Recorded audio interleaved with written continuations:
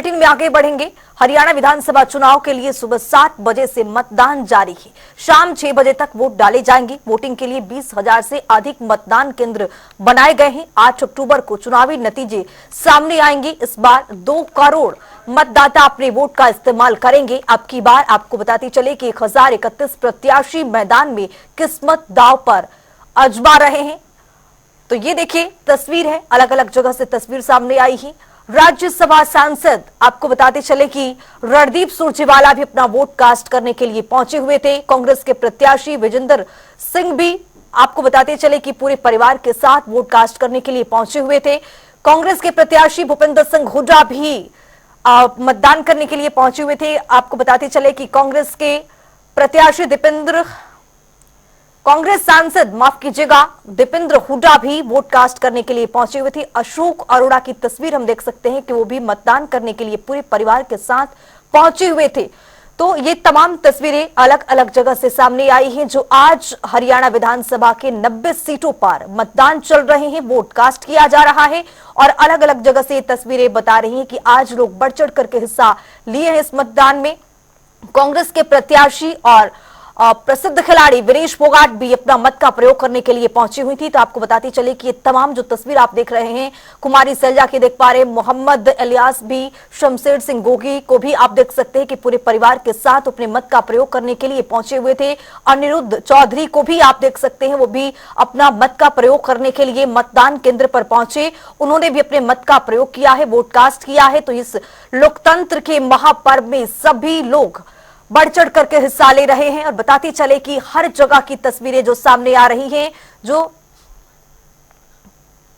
तो सिरसा से मुख्तियार सिंह हमारे सहयोगी हमारे साथ जुड़े हुए हैं। मुख्तियार, क्या कुछ तस्वीरें सिरसा से निकल करके सामने आ रही है? किस तरह से मतदान वहां पर चल रहा है? सुरक्षा व्यवस्था किस तरह की है? अपडेट जी, आपको बता दें कि सिरसा में जैसे कि पूरे प्रदेश भर में सुबह 7 बजे से ही मतदान शुरू हो गया। हालांकि सिरसा में सुबह मतदान थोड़ा धीमी गति से शुरू हुआ। लोग धीरे धीरे घरों से निकलना शुरू हुए, लेकिन उसके बाद लोगों के मतदान करने की गति जो है वो बढ़ती रही। तकरीबन 1 बजे तक सिरसा में 31% तक मतदान हो चुका है।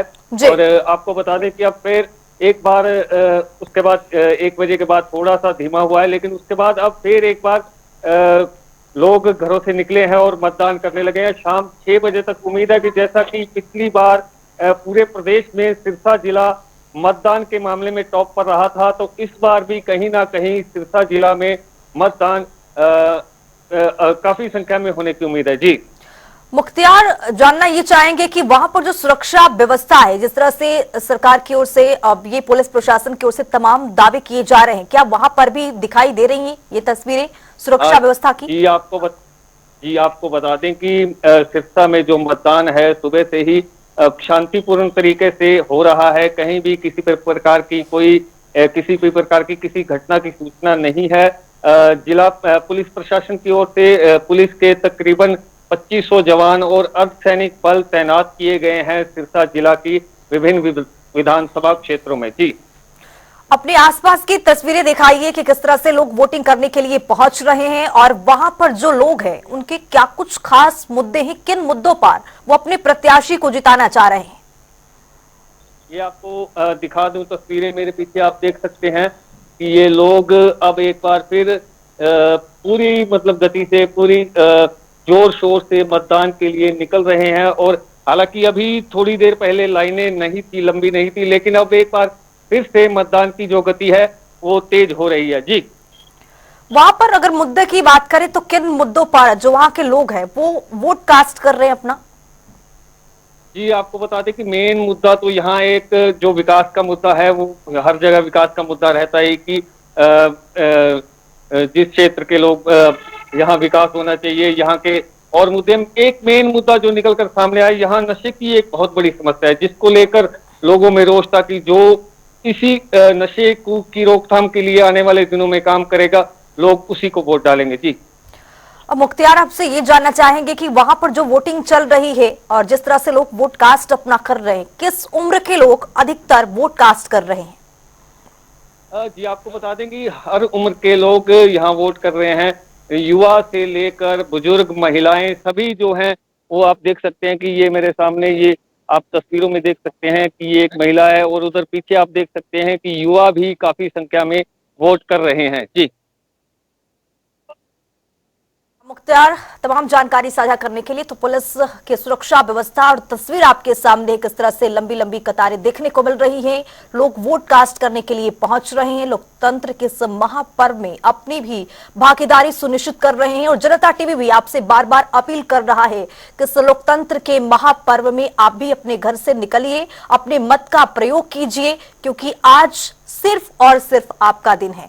तो चप्पे चप्पे पर पुलिस बल की तैनाती भी है और यहाँ पर देखिए महिला सशक्तिकरण एक बहुत बड़ा उदाहरण भी है। और यहाँ भी देखिए महिला बढ़ चढ़ करके अपना मत का प्रयोग करने के लिए पहुंच रही है, वोट कास्ट करने के लिए पहुंच रही है। ये दो लाइन लगी हुई है, एक महिलाओं की ये तस्वीर देख सकते हैं किस तरह से महिला अपने मत का प्रयोग करने के लिए पहुंची हुई है।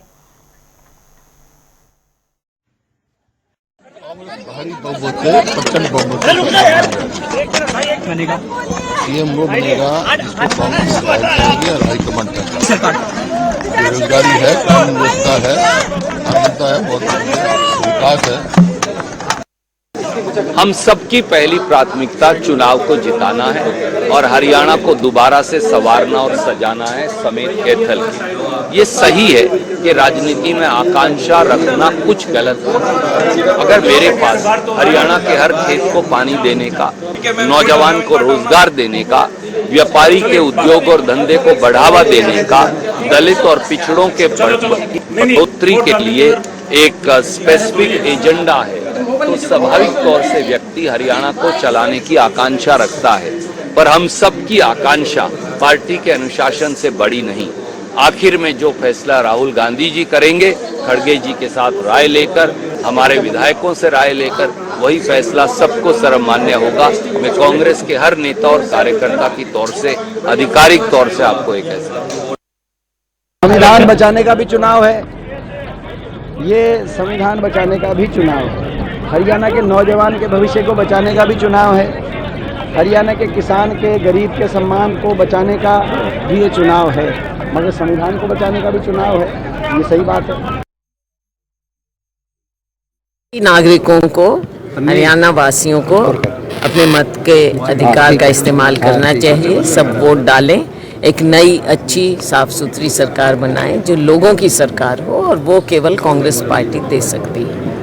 आज भाजपा के दिन लद गए हैं, 10 साल इन्हें मिले, लेकिन दिखाने को कुछ नहीं है। अब कहीं किसी गली में चले जाइए, हिसार की गली में चले जाइए, बस्ती में चले जाइए, शहर में कहीं भी आप देखिए, या पूरे हरियाणा में जो बदहाली हो गई है हमारे राज्य की, आज लोग उससे निजात पाना चाहते हैं। वो कांग्रेस की ओर देखकर वोट ना मांगे, वो अपनी अगर कोई उपलब्धि हो वो गिनाकर वोट मांगने का प्रयास करें। बिल्कुल बिल्कुल, अध्यक्ष जी भी आए और सभी लोग लगे हुए हैं। हमारा कार्यकर्ता ज़मीन पर लगा हुआ है, हमारा नेतृत्व मजबूत है, हमारा कार्यकर्ता मजबूत है, और हरियाणा के लोग कांग्रेस पार्टी की ओर ही देख रहे हैं। हम पूरी तरह से आश्वस्त हैं। 90 की 90 सीटों पर हम जीतने के लिए चुनाव लड़ रहे हैं। एक मार्क्सिस्ट के हिस्से आई है, हमारा अलायंस है, 90 की 90 सीटें। सबसे अपील है पूरे हरियाणा वासियों से कि भाई ज़्यादा से ज़्यादा मतदान करें, और जो 10 साल में जो अत्याचार सह रहे हैं लोग, उसके खिलाफ रोजगार, जो आज हरियाणा में रोजगार की कमी हो रही है, आप उसको देखते हुए कि भाई हमें जो 2005 से लेकर 14 तक जो सरकार थी उसमें हर वर्ग का विकास हुआ था। तो जो पिछले 10 साल अभी जो चल रहे हैं, उनमें पिछले 10 सालों में जो हरियाणा की दशा और दिशा हुई है, उसको ध्यान में रखते हुए, चाहे वो खिलाड़ियों की है, चाहे किसानों की है, जवानों की है, किसी वर्ग को लगा लो आप, सरपंच है, आशा वर्कर थी, जो भी वर्ग, जिस भी वर्ग ने आवाज उठाई, उस पर सभी पे लाठियां बरसाई गई है। तो उस चीज को ध्यान में रखते हुए आप ज्यादा से ज्यादा मतदान करें। तो फिलहाल इस बुलेटिन में भी के लिए इतना ही। देश और दुनिया की तमाम खबरों के लिए बने रहिए जनता टीवी के साथ।